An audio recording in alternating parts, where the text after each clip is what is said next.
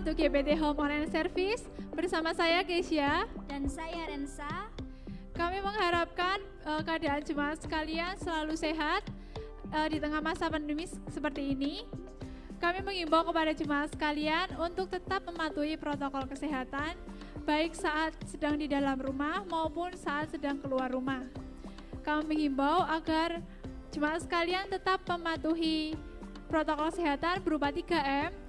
Yang pertama, mencuci tangan, yang kedua menjaga jarak, dan yang ketiga memakai masker, baik saat di dalam rumah maupun keluar rumah saat berinteraksi dengan orang lain. Kami juga mengingatkan kepada seluruh jemaat untuk tetap mengikuti ibadah online kami yang tayang di akun GPT Home setiap hari Minggu pukul 7 pagi.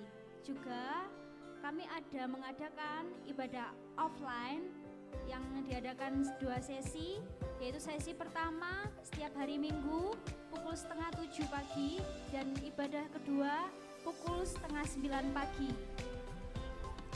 Setelah ini kita akan masuk ke dalam pujian penyembahan. Kita mau bersama-sama memuji dan menyembah Tuhan kita, dan kita juga akan mendengarkan sebagian dari firman Tuhan yang akan disampaikan oleh hambanya. Mari kita siapkan hati kita, pikiran kita, dan hidup kita untuk kita memuji dan besarkan nama Tuhan. Selamat beribadah, Tuhan Yesus memberkati. Shalom jemaat Tuhan, kita bertemu lagi di ibadah online yang hari ini kita laksanakan. Kita percaya bahwa kemurahan dan kebaikan Tuhan selalu ada dalam setiap hidup kita. Mari kita berdoa. Terima kasih Tuhan, Engkau telah memberikan kesempatan untuk kami tetap mengikuti ibadah meskipun di rumah, secara online dengan keterbatasan yang kita miliki. Tapi kami percaya Tuhan, meskipun dengan keterbatasan yang kami miliki, tidak mengurangi dari penyembahan kami Tuhan. Kami percaya Engkau tetap ada dan mengurapi kami selalu Tuhan. Terima kasih Tuhan, pimpin sertai dalam ibadah kami, biarlah pengurapan-Mu selalu ada dalam hidup kami. Terima kasih Tuhan. Haleluya. Amin.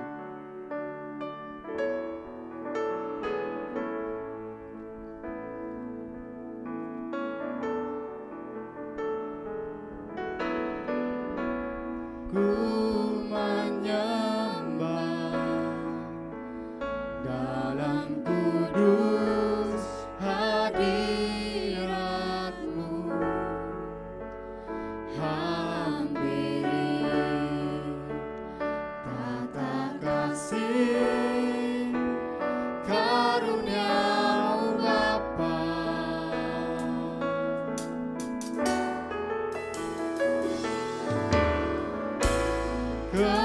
Kekuatanku hanya dalam hadirat-Mu, Yesusku. Hanya Kaulah segalanya.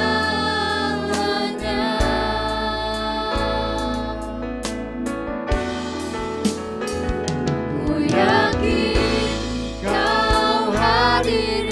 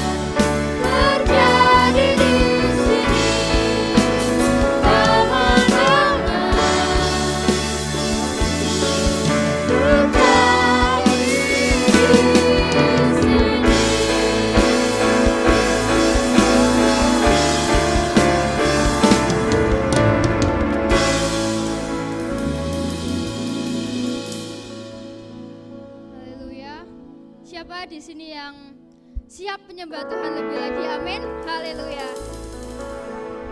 Aku diberkati, aku dilimpahi, karena Allah sanggup untuk menyediakan.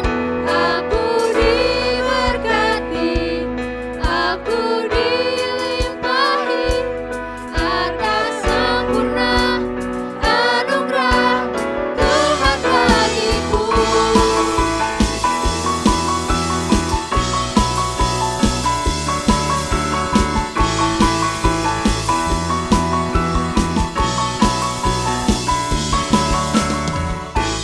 Kasih setiamu nyata bagiku, hikmat kebajikan tersedia bagiku. Selamatlah sanggup limpahkan segalanya, dan anugerahnya sangat besar bagiku. Aku diberkati, aku dilimpahi, karena Allah sanggup untuk menyediakan. Aku diberkati, aku dilimpahi, atas sempurna anugerah Tuhan bagiku.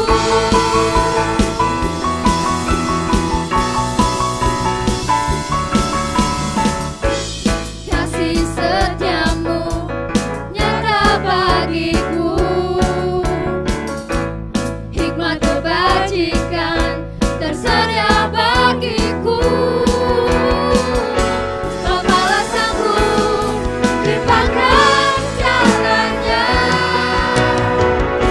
dan anugerahnya sangat besar bagiku. Aku diberkati, aku dilimpahi, karena Allah sanggup untuk menyediakan. Aku diberkati, aku dilimpahi, atas sempurna anugerah Tuhan bagiku.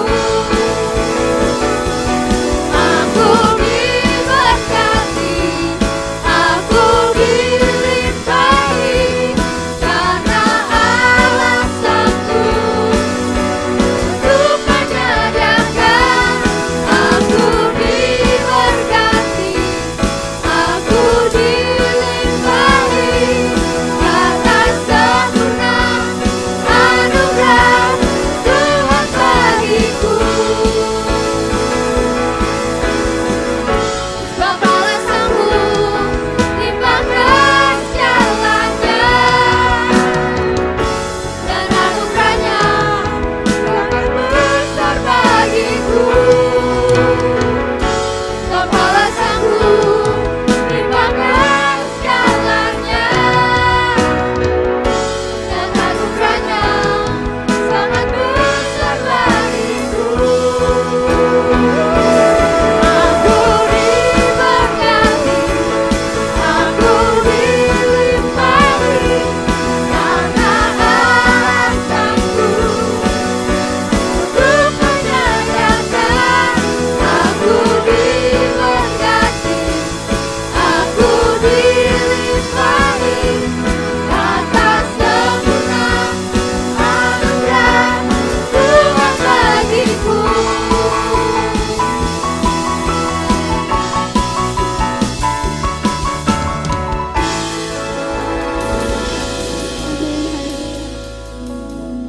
Anugerah Tuhan, berkat Tuhan selalu melimpah buat kita semua.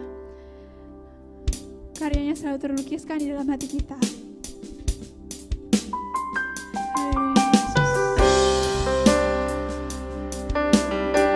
Haleluya, Yesus.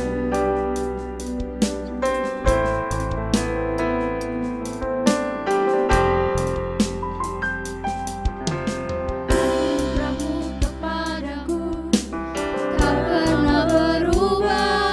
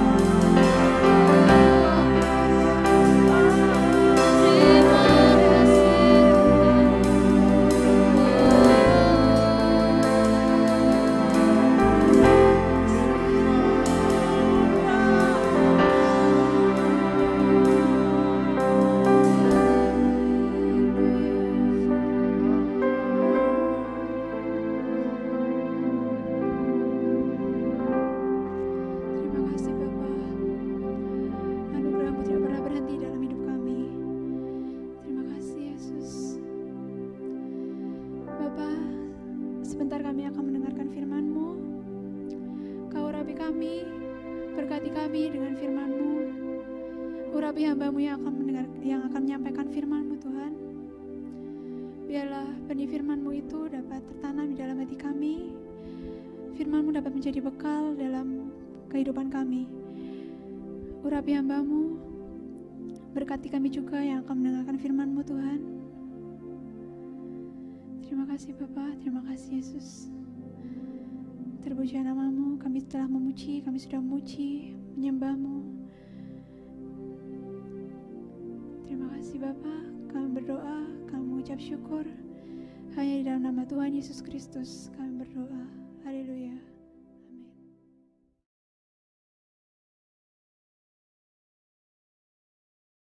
Shalom Bapak Ibu, damai sejahtera dan sukacita menyertai kita sekalian. Puji Tuhan, kita kembali lagi untuk mendengarkan firman Tuhan. Pada saat sekarang ini saya berikan judul Prasangka.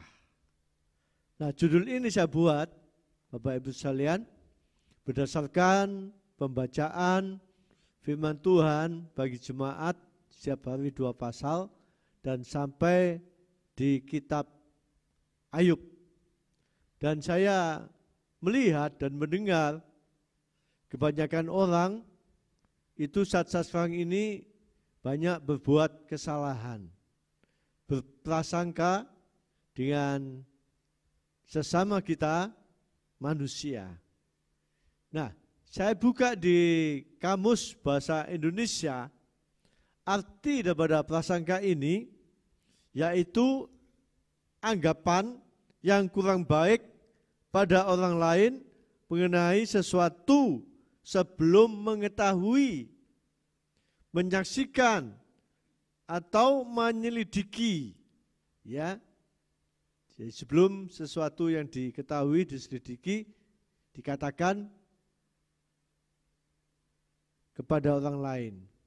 Nah, ini perlu kita ketahui, membawa kita ini bersalah dan berdosa kepada Tuhan. Dan ini dampaknya 2 bagian, baik kepada orang lain yang kita prasangka ini, ya, menyebabkan orang itu dapat dijauhi oleh keluarga, oleh tetangga, oleh masyarakat sekitarnya. Bahkan juga membuat pendapatan menurun, pekerjaan tidak lancar, ya. Nah, ini dan membuat orang itu memiliki nama yang tidak baik, ya, ini. Dan untuk diri sendiri itu kalau kita lakukan pada orang lain berprasangka, itu membuat diri kita tidak ada damai, tidak ada ketenangan. Dan ini yang kita alami. Itu dengan adanya khotbah sampaikan ini untuk mencegah supaya kita sekalian tidak berprasangka kepada saudara kita seiman, keluarga, teman, masyarakat, dan tetangga yang ada di sekitarnya. Puji Tuhan. Nah, di sini kita akan membaca, kita akan lihat, saya berikan contoh, ya, di dalam Wahyu pasal 1 ayat 8 sampai ayat ke-11, saya bacakan firman Tuhan ini, dikatakan demikian. Lalu bertanyalah Tuhan pada iblis, apakah engkau memperhatikan hambaku Ayub? Sebab tiada seorang pun di bumi seperti dia, yang demikian saleh, jujur, yang takut akan Allah, dan menjauhi kejahatan. Lalu jawab iblis kepada Tuhan, apakah dengan tidak mendapat apa-apa Ayub takut akan Allah? Bukankah engkau yang membuat pagar sekeliling dia dan rumahnya serta segala yang dimilikinya? Apa yang dikerjakannya telah kau berkati, dan apa yang dimilikinya makin bertambah di negeri itu. Ayat 11. Tetapi ulurkanlah tanganmu dan jamalah segala yang dipunyainya, ia pasti mengutuki engkau di hadapanmu. Nah, ini Tuhan bertemu dengan iblis, sebab iblis datang kepada Tuhan. Lalu Tuhan tanya, iblis kamu dari mana? Dijawab oleh iblis, oh aku dari keliling dunia Tuhan. Lalu Tuhan mengatakan, apakah engkau tidak memperhatikan hambaku Ayub? Tidak seorang pun yang di bumi ini seperti dia. Ya, dikatakan ya. Apa tadi? Saleh, jujur, takut akan Allah dan menjauhi segala kejahatan. Ya. Jadi Tuhan tanya pada iblis ini, tinggal ada dua jawaban. Memperhatikan atau tidak. Tapi jawabnya iblis lain daripada yang ditanyakan oleh Tuhan. Sudah cukup dia mengatakan, aku tahu Tuhan. Aku tidak tahu Tuhan. Tapi ayat tadi dikatakan di sini ya oleh iblis ya dikatakan, oh iya Tuhan, kalau Tuhan melindungi Ayub, memberkati Ayub, apa yang dikerjakannya, ya. Kalau dia lakukan seperti itu, karena dia ingin mendapatkan imbalan, tadi ayat 9 dikatakan. Coba kalau Tuhan menjamah apa yang dimiliki oleh Ayub, dikatakan oleh iblis, ya, pasti Ayub mengutuki engkau. Wah ini ya. Jadi kita tahu iblis itu punya prasangka yang tidak baik kepada Ayub. Ya, iblis tidak senang dengan Ayub. Karena Ayub dipagari oleh Tuhan, dilindungi. Ayub diberkati Tuhan dalam pekerjaannya, rumah tangganya, kesehatannya. Ya, itu dia mengatakan demikian. Jadi dia katakan kalau Tuhan menjamah tubuhnya Ayub, Tuhan ambil semua yang ada pada Ayub, Ayub pasti tadi katakan mengutuki engkau.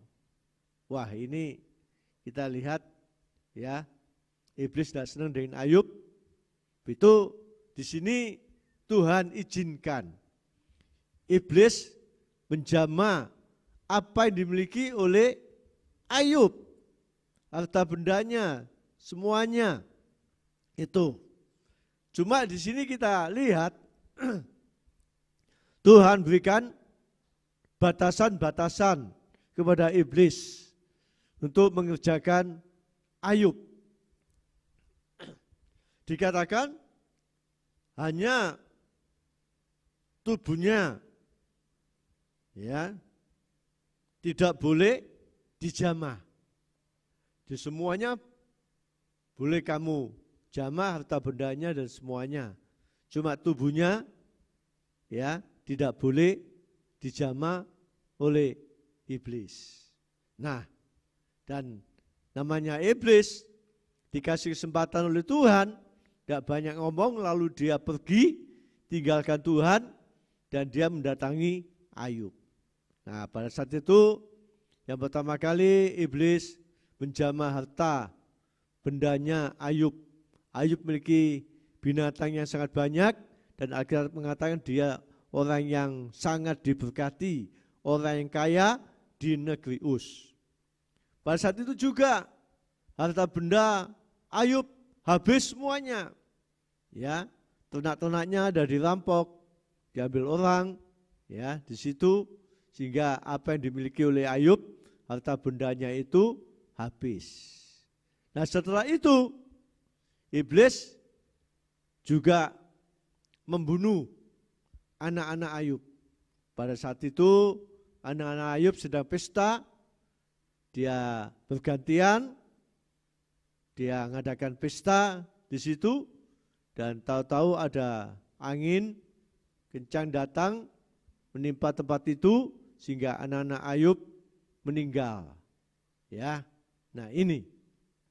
Nah, setelah iblis mengerjakan semuanya itu, Ayub tetap dia tidak goyang.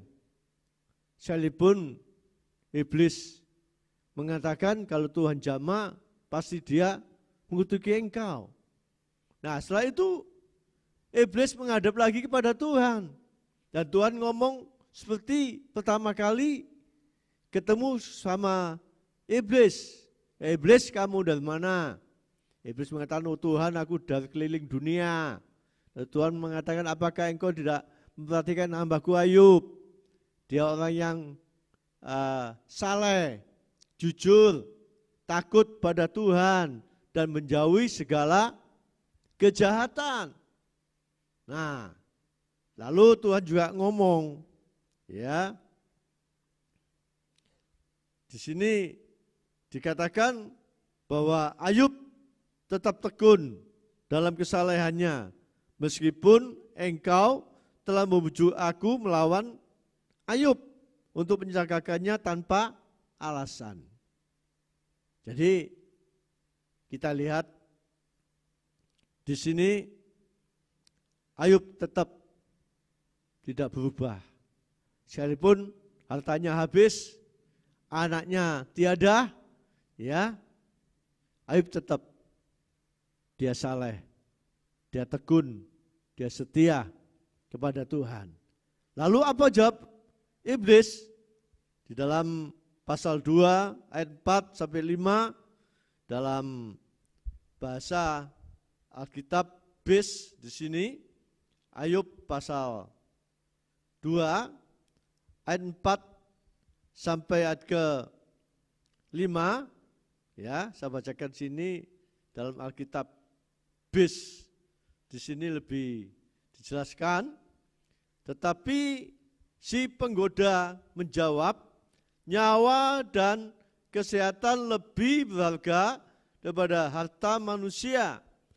Telah rela mengorbankan segala miliknya asal ia dapat tetap hidup. Jadi iblis ini membandingkan bahwa nyawa, kesehatan itu lebih harga daripada harta benda. Jadinya apa yang iblis telah kerjakan itu tidak membawa dampak, mempengaruhi kehidupan Ayub.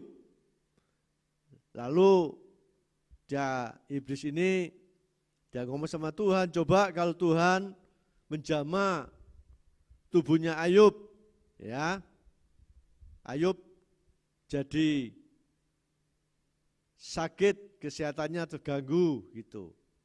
Pasti dia mengutuki Tuhan. Nah, ini. Lalu di sini Tuhan mengizinkan lagi iblis untuk mengerjakan Ayub. Dia katakan silakan. Ayub, silakan iblis untuk menjamah Ayub. Lalu iblis menjamah tubuhnya Ayub. Tapi pada saat itu sebelum iblis ini meninggalkan Tuhan, Tuhan mengatakan, dia katakan apa? Hanya sayangkan nyawanya.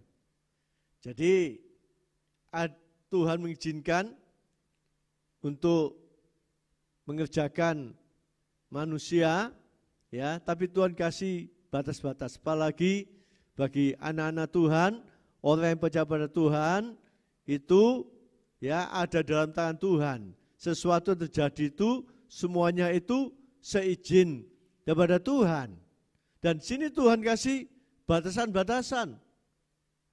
Ya, yang tadi pertama kali jangan engkau menjamah tubuhnya.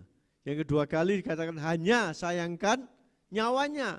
Tubuhnya boleh dikerjakan, tapi nyawanya tidak boleh diambil. Jadi kita tahu di sini lewat firman Tuhan kita baca bahwa iblis juga bisa membunuh manusia, mengambil nyawa manusia, ya, nyawa yang bukan orang percaya pada Tuhan yang menjadi miliknya iblis. Ya, banyak kita dengar orang yang berpihak pada iblis, itu iblis bisa mengambil nyawanya. Tapi kalau orang itu dekat dengan Tuhan, percaya pada Tuhan, Alkitab mengatakan bahwa hidupnya ada dalam tangan Tuhan. tidak ada seorang pun ya yang dapat mengambil yang ada di dalam tangan Tuhan. Jadi kita tahu bahwa iblis juga dapat mengambil nyawa manusia yang berpihak pada iblis, yang tidak percaya pada Tuhan, yang berbuat segala kejahatan, itu iblis juga bisa mengambil nyawanya. Nah, di sini iblis tidak berani berbuat apa-apa pada Ayub, tidak dapat mengambil nyawanya. Sebab Tuhan sudah berpesan, hanya sayangkan nyawanya. Nah ini, tapi Ayub tetap dia tekun. Pada saat itu hartanya habis, anaknya telah tiada. Bahkan Ayub tubuhnya penuh sakit penyakit yang sangat berat sekali. Pada saat itu juga istrinya datang kepada Ayub. Dia katakan, Ayub, Ayub, kamu ini sudah miskin, pailit, tidak punya harta benda lagi, tidak punya anak lagi, anak-anak telah meninggal, ya, bahkan kamu sendiri sakit-sakitan, tidak dapat berbuat apa-apa. Ya sudah, kutuki Tuhanmu. Buat apa kamu tetap setia, tekun, percaya pada Tuhan? Buktinya kamu mengalami hal-hal ini. Tapi Ayub mengatakan, kamu ini seperti perempuan bodoh, perempuan gila. Ya, masakan kita mau menerima yang baik saja daripada Tuhan. Kalau sudah mengalami demikian ini, lalu kita tinggalkan Tuhan. Lalu ayat itu dikatakan di bawahnya bahwa Ayub tidak berbuat dosa. Ya, dikatakan tidak berbuat dosa dengan apa? Bibirnya, dengan perkataannya. Nah, kita lihat luar biasa. Ya. Apa yang dialami oleh Ayub ini, ya. Apa yang diterima, yang dialami, ya, dia tetap tekun. Dia tetap setia kepada Tuhan. Jadi prasangka iblis ini tidak benar. Namanya iblis, prasangkanya selalu tidak baik. Prasangkanya selalu jelek. Ya pikirnya Ayub, dia dipagari, dilindungi oleh Tuhan, diberkati oleh Tuhan karena Tuhan memberkati dia. Ya, coba kalau diambil hartanya, dia pasti iblis kata demikian, dia mengutuk Tuhan. Nyatanya tidak. Ya, wah ini Bapak Ibu sekalian, ya itu mari kita dalam kehidupan kita ini sama seperti Ayub. Sekalipun banyak hal yang kita hadapi dalam hidup ini, ya bila kita tetap setia, tekun, datang kepada Tuhan. Ya, bahkan kalau kita melihat saudara kita yang mengalami sakit, katakan sakit panas, sakit batuk pilek, jangan kita mengatakan, wow itu kena COVID. Ya. Dan dengan perkataan ini banyak orang mendengar, maka orang itu akan menjauhi dia. Bahkan apa yang dikerjakannya itu menurun, pendapatannya menurun. Seperti kalau dia punya pekerjaan, punya toko peracangan, pasti orang-orang tidak akan banyak membeli di situ. Karena tahu kalau dia diberitakan kena sakit COVID. Gitu. Nah, belum tentu Bapak Ibu. Jadi saat sekarang ini banyak berita-berita yang disampaikan oleh banyak manusia punya prasangka-prasangka yang tidak baik. Walaupun dia itu sakit panas, batuk pilek, belum tentu dia kena COVID. Ya, nah ini. Jadi firman Tuhan yang sampaikan ini, supaya kita sekalian, kita berhati-hati untuk mengatakan sesuatu kepada keluarga kita, tetangga kita, saudara kita seiman. kalau belum kita ketahui, ya, supaya kita tidak berdosa kepada Tuhan. Seperti Ayub, ya, dia tetap setia, tekun, dan dia tidak mau menuruti perkataan istrinya, sekalipun itu istrinya yang dekat dengan Tuhan. Walaupun Ayub juga tahu keadaannya seperti itu, dia tetap dekat dengan Tuhan. Tetap dia takut pada Tuhan. Sehingga firman Allah mengatakan, Ayub tidak berbuat dosa dengan bibirnya. Dan kita lihat luar biasa dengan ketekunan, ya, dengan kesalehan Ayub ini, ya, tidak berubah, maka Tuhan memulihkan keadaan Ayub. Wah, luar biasa, pemulihan terjadi dalam pekerjaan, dalam rumah tangga, dalam kesehatan Ayub. Puji Tuhan. Dan kita tahu berkat Ayub semakin bertambah-tambah. Jadi kita tahu bahwa Ayub, dia orang yang tetap dekat dengan Tuhan. Apapun yang dia alami, yang terjadi, Ayub tidak akan meninggalkan Tuhan. Ya, Tuhan Yesus kiranya memberkati kita sekalian lewat firman Tuhan ini, membuat kita semakin bertambah hari, semakin kita dekat dengan Tuhan, semakin kita setia kepada Tuhan, agar kita tetap mengalami penyertaan, pemeliharaan Tuhan dalam kehidupan kita sekalian. Amin. Kita sama-sama akan dudukkan kepala kita berdoa pada Tuhan. Terima kasih Tuhan Yesus buat firman-Mu yang kami sudah dengar bersama-sama, dan ajari kami untuk melakukan kebenaran firman-Mu. Berikan kami kemampuan Roh Kudus untuk melakukan firman-Mu agar kami tidak akan salah. Kami sudah mendengar firman-Mu, kami tahu bahwa kehidupan kami orang percaya pada Tuhan ada dalam tangan Tuhan, sehingga tidak ada satupun yang dapat merampas, mengambil orang yang dekat yang ada di dalam tangan Tuhan Yesus. Terima kasih Tuhan, berkati kami sekalian yang sudah mendengarkan firman-Mu dan mengikuti ibadah online ini. Berkati setiap rumah tangga, berkati pekerjaannya, berkati kesehatannya, jauhkan tantan jahat, kuasa kegelapan, kuasa kejahatan. Biarlah bungkus kami dan kuasa darah-Mu. Bentengi kami semuanya dengan malaikat-Mu dari surga. Terima kasih Tuhan, terima kasih. Di dalam nama Tuhan Yesus kami sudah berdoa dan mengucap syukur. Haleluya. Amin.